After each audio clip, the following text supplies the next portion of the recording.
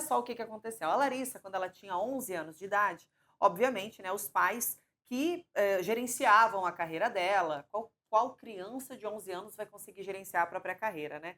Então, os pais que gerenciavam assinaram um contrato com o nome da Larissa Manoela com uma gravadora. Só que esse contrato, ele não tem tempo de término, ou seja, é até a Larissa bater as botas. É um contrato vitalício. Então, né, ela entrou na justiça contra a gravadora por conta desse contrato vitalício que foi assinado pelos pais enquanto ela era menor de idade. E a cláusula proíbe a Larissa de gravar músicas com outras gravadoras ao longo de toda a vida. E é muito sério isso, né, gente? Porque com 11 anos de idade, olha quanta coisa aconteceu na vida dela, ela nem tem mais relações, né, com os pais, ela cortou relação com os pais, então ela não conversa mais com eles, quiçá fazer negócios. Só que tá assinado, né, na época os pais tinham uma procuração, enfim, né, eram os responsáveis legais da Larissa Manoela, então enfim, como é que se desfaz agora um contrato vitalício, né? Mas olha só o que aconteceu. Há mais de um ano, a artista abriu mão de todo o seu patrimônio numa briga judicial contra Silvana Tax, que é a mãe, e o Gilberto Elias Santos, que é o pai. Mas agora que decidiu retomar a carreira na música, a artista se deparou com um entrave com a gravadora Deck Disc. Segundo o jornal Folha de São Paulo, numa publicação feita nesta quarta-feira. O processo está correndo no Tribunal de Justiça do Rio de Janeiro. A Larissa alega que ela era menor quando o acordo foi fechado, não tendo ciência das cláusulas, inclusive a de que o contrato teria validade durante toda a sua vida. É até desumano dois pais assinarem um contrato pondo a vida inteira do filho amarrado a uma gravadora que você não sabe o que vai ser dessa gravadora amanhã, Exato. né? É irresponsabilidade, né? Irresponsabilidade, burrice. Pensaram ali só no presente, né? Devem ter recebido uma oferta muito generosa, de olho na bufunfa, na grana, aceitaram na hora e botaram a vida inteira dela presa num contrato. Que não existe isso, Mônica. Fazer contrato vitalício, ainda mais uma artista promissora como a Larissa, Mas piora, tá? piora. Piora, olha É só. muita ganância desse povo. Segundo a publicação no jornal, a advogada da atriz, a Patrícia Proetti, destaca que o acordo é abusivo. Presta atenção no acordo que os pais da Larissa Manoela fizeram para ela quando ela tinha 11 anos de idade. Este contrato contém cláusula de caráter vitalício, o que é abusivo, além de ser omisso quanto à prestação de contas. Ou seja, a gravadora pode usar o quanto quiser as músicas da Larissa Manoela e não precisa prestar contas para a própria Larissa. Então, se a música foi vendida por 50 milhões, a gravadora não presta contas para a Larissa. Não cai nada no bolso dela. Vale Gente. destacar que a Larissa jamais teve acesso a relatórios financeiros e nunca recebeu valores provenientes deste acordo. Larissa tampouco vem usufruindo dos direitos oriundos das suas plataformas digitais, o famoso ECAD. Sim. Quando a gente toca uma musiquinha aqui, existe um tal de ECAD que todas as emissoras, inclusive, precisam pagar para que determinadas músicas veiculem em outros veículos. E digo até festa, tá, gente? Se você for numa festa e tocar uma música, essa música, o cara tem que pagar o ECAD dela para você estar ouvindo. Então, essa é uma forma de proteger os artistas de que a música, a canção, a autoria sejam monetizadas, tá? O ECAD faz essa defesa dos direitos autorais. Só que a Larissa não recebe nada disso, tá? A Larissa tampouco vem usufruindo dos direitos oriundos das plataformas digitais, que hoje ficam totalmente restritas ao contratante, incluindo o acesso a todas essas mídias.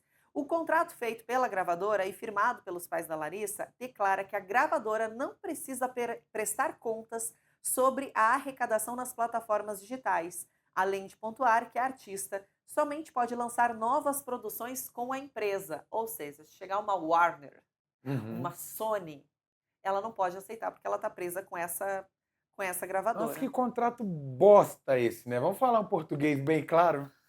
Que contrato merda esse, Pois porra. é. Então ela não tem nem acesso às contas de streaming de música. Então assim, Deezer, Spotify, Nada disso ela recebe. Filha única, Larissa rompeu com os pais em agosto de 2023 por não estar satisfeita com a condução de seus negócios e o gerenciamento de sua carreira, dando início a uma sucessão de polêmicas sobre a vida pessoal e profissional da atriz. A artista buscou um escritório de advocacia e solicitou a contabilidade dos contratos sociais das empresas abertas, a fim de cuidar ela mesma de seu patrimônio. Na ocasião, ela acreditava que 33%, assim como cada um. Na ocasião, ela acreditava ter. Coitada. Ela pensava o quê? Não, eu tenho.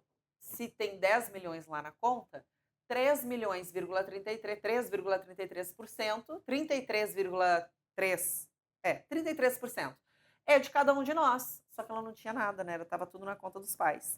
A Larissa descobriu que possui apenas 2% do patrimônio construído por ela, proveniente de trabalhos artísticos desempenhados desde a infância, enquanto os pais detinham 98% de toda a fortuna que ela havia arrecadado. E aí, gente, vale a gente pensar que de uns tempos para cá a gente pode ver que a gente não vê mais crianças na televisão. Em algumas produções ainda existem, né, novelas que têm as crianças e tudo mais, mas dificilmente veremos uma apresentadora mirim como Maísa Sim, Silva, por exemplo. verdade. E os pais da Maísa, eu já trabalhei no SBT, eu já conheci pessoas que se relacionaram com os pais da Maísa e falam que são pessoas extremamente educadas, Sim. extremamente responsáveis e que sempre puseram os pezinhos da Maísa no chão. Então, assim, minha filha, isso é um trabalho, mas você tem que estudar, mas você tem responsabilidades. Então, assim, eu acho que a maneira com que foi conduzida a vida da Maísa foi bem diferente do que foi Eu conduzida a vida da Larissa Manoela. tenho uma fofoquinha da Maísa. Pode falar. A Maísa, eu já vi ela numa festa aqui em São Paulo, algum tempo atrás. E, cara, o contrário de decepção, como é que chama? Eu admirei tanto, eu Aham. admirei tanto a postura da Maísa. Ontem eu estava aqui conversando sobre os artistas, né? Se devem ou não tirar foto com os fãs, em que momento eles tiram, em que momento eles podem atender os fãs. Cara, a Maísa, ela é um amor de pessoa. E eu digo assim, porque eu fiquei horas observando a postura dela em relação às pessoas que chegavam próximo a ela, as pessoas que pediam fotos com ela, a disponibilidade, porque a Maísa é muito famosa, qualquer lugar que ela vai, ela para tudo. Se ela for num shopping em São Paulo, ela para o shopping. Se ela for em São José dos Campos, que é a cidade dela, ela para a cidade. Então, assim, a Maísa é muito. E isso é feedback, além do que você já disse, né? Mas eu vendo com meus próprios olhos é diferente, porque você olha, você vê logo quem é mais enjoado e quem não é. Porque o artista, muitas das vezes você que não sabe, fica naquela área reservada. VIP. No VIP do VIP, o VIPão. O artista do tamanho da Maísa fica no VIPão, né? Porque dentro dos camarotes, dentro das áreas VIP, tem a área que fica só os mais famosos mesmo. E aí ela saía, ia lá, falava com todo mundo, uma simpatia, um amor de pessoa. E são os feedbacks que eu recebo cada dia mais que alguém fala da Maísa pra mim nesse meio artístico. Quem tem contato com ela ou com a família dela sempre fala a mesma coisa. A garota é 100%. E aí, cara, eu te pergunto, será que não deveria existir uma lei que protegesse esses direitos dessas crianças, das crianças artistas?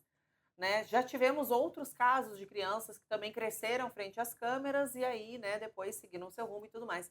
Mas esse caso da Larissa Manoela chama muita atenção porque ela trabalha desde criança, gente.